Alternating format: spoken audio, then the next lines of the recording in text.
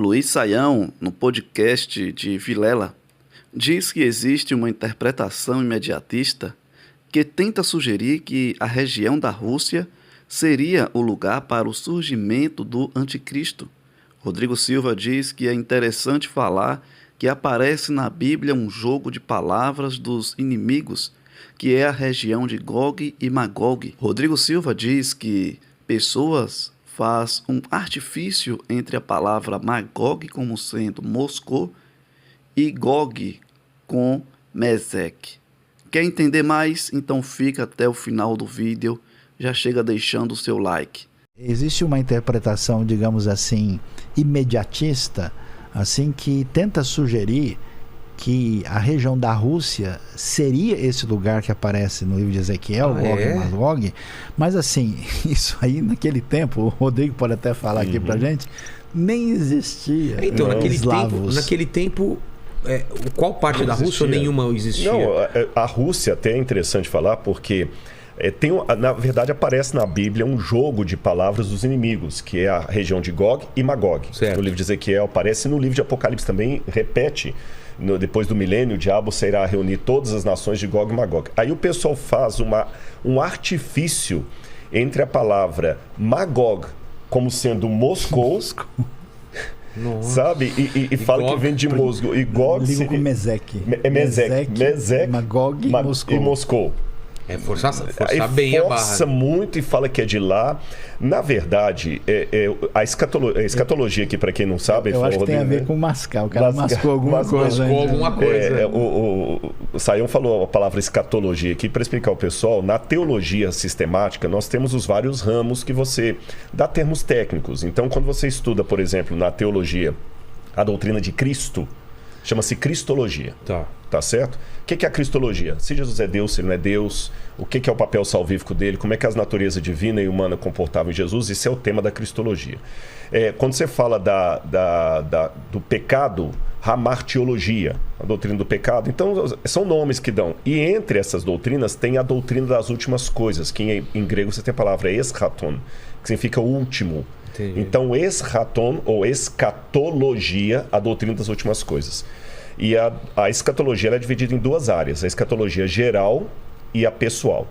A pessoal é aquela que lida com o que acontece com você depois que você morre. A geral é o fim do mundo, juízo final, volta de Jesus. A escatologia que eu abraço é aquela escatologia mais... que hoje ela não está tão em moda mais, não está mais em voga, que é aquela escatologia que acredita numa volta visível de Jesus, em poder e majestade, etc, etc. Mas a escatologia que está mais comum hoje é uma escatologia que nasceu com Darby, ela é mais recente, que é o dispensacionalismo, né? E o dispensacionalismo ele pegou muita força nos Estados Unidos durante a Guerra Fria, que era amaldiçoar a União Soviética.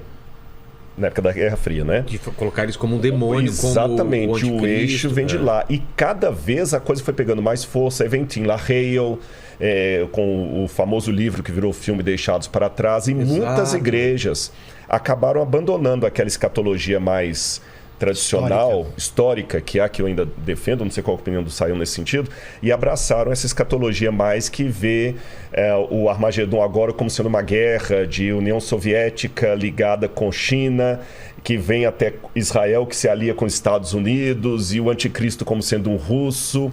E aí, agora que vê essa questão lá... Foi o estopim para voltar... Exatamente. Os dois extremos, antes de dar a palavra para o Saião, que eu vejo, eu até admito que tem opiniões diferentes, eu respeito quem discorda de mim, mas os dois extremos são os seguintes. Por um lado, você pode acabar criando uma teologia de almanaque, um apocalipse de revista Veja, que Entendi. Cada matéria, cada novo presidente é o anticristo, cada papa é o anticristo, cada ditador é o anticristo. E aí, sabe aquela questão de Pedro e o lobo? Vem o lobo, vem o lobo. Toda hora falando. O dia que o lobo veio mesmo, ninguém acreditou. Eu temo que vai criar uma coisa sensacionalista. E o outro extremo é também achar, não, o meu senhor tarde vem. Né? Nada é nada. Então, acho que a gente tem que ter um pouco de tempero, ver as coisas acontecendo e tudo mais, e critério. Eu venho de uma tradição religiosa, o adventismo, que ele começou porque um camarada fez justamente esse erro aqui, o Guilherme Miller. Ele juntou com várias pessoas lá, e pensou, olha, tem um cálculo profético aqui, Jesus vai voltar. E ali tinha tudo, tinha presbiteriano, tinha batista, tinha conexão cristã. Ele era batista, William Miller. Tinha conexão cristã e foi um fiasco. E Jesus não voltou. 1843. Depois voltou para 1844, né? E Jesus não voltou. Então, se tem uma coisa que a gente aprendeu, quem se queima com leite quente assopra até iogurte, é não marcar data para a volta de Jesus, nem indiretamente. É estar preparado para que preparado e desejando que Jesus volte antes de terminar esse podcast. Seguir a minha vida normal como se ele fosse demorar 200 anos.